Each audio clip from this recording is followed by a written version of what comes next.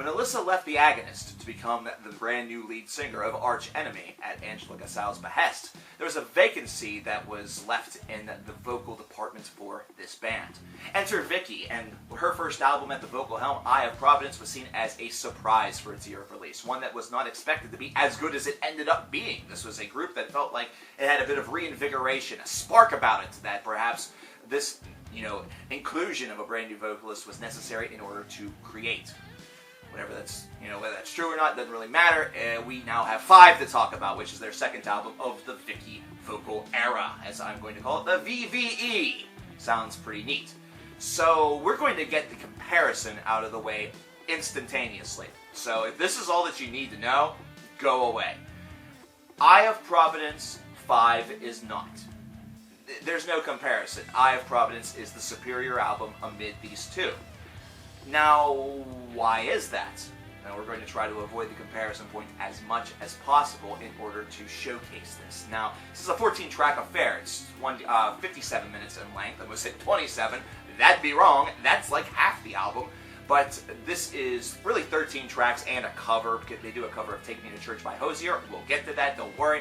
And the first thing you'll notice is the presence of the article "the" everywhere. The moment, the chain, the anchor and the sail, etc. And at times there seems like there's maybe a little bit of a loose-based concept that's flowed throughout this whole entire album. Don't know, it'd be pretty cool if it is. If not, oh well, hosed again, whatever. It doesn't really matter, principally because within the first couple of tracks is where you start to notice some of the subtle differences. Now, the Agonist is a metalcore band that also has traces of melodic death metal. They have a couple of other thrown in, surprises. Vicky is able to dynamically move between clean and growling vocals, just as Alyssa, her contemporary before her, was able to do so.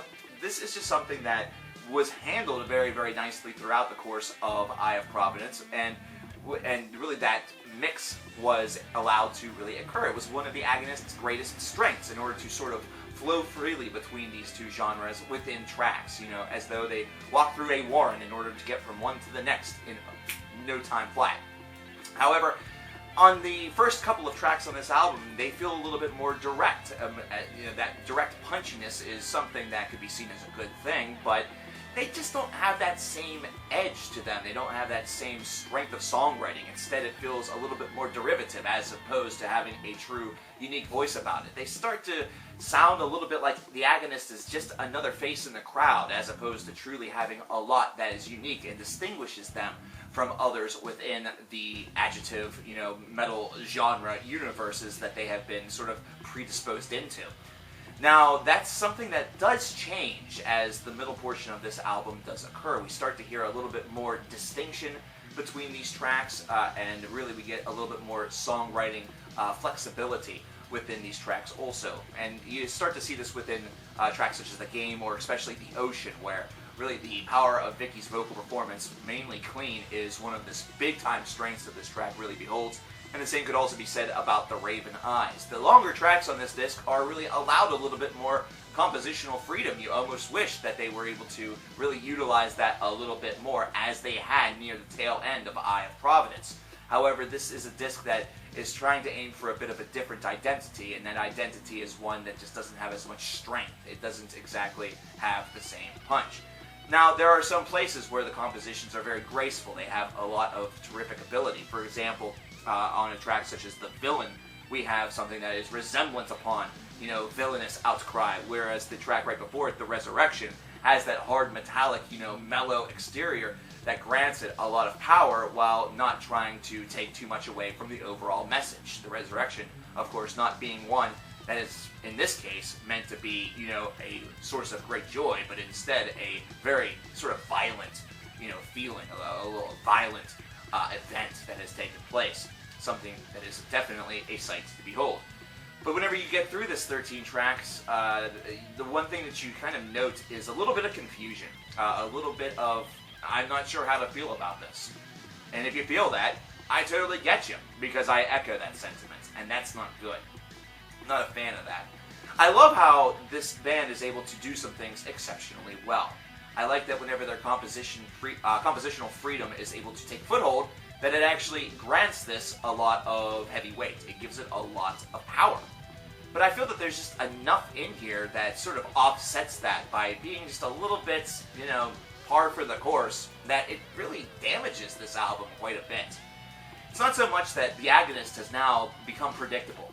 They have not become predictable with this album. It's instead just some of the songwriting tricks just don't feel as strong as some that we've witnessed from this band in the past, and perhaps what we were hoping for with this album, based on the promises of the last.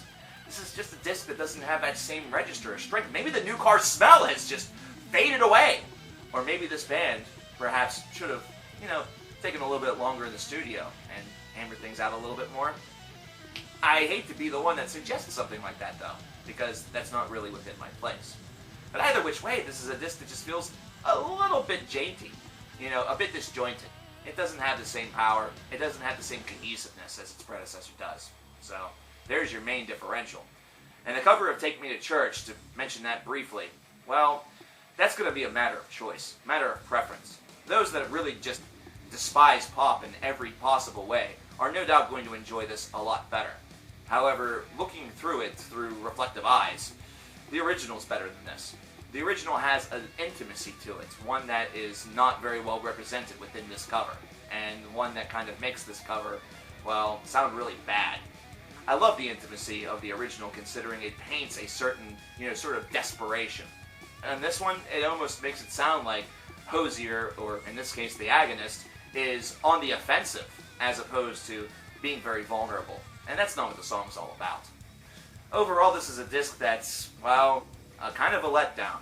73 out of 100 is my score. I still can't really fully put into words what exactly just causes this confusion whenever I complete this. It's happened now with 4 or 5 subsequent, playthroughs. Maybe you have some ideas. Let me know in the comments below if you do. And if not, just tell me what you thought about 5 by the Agonist. My name's CoverKillerNation, and I'll talk to you guys next time. Take care.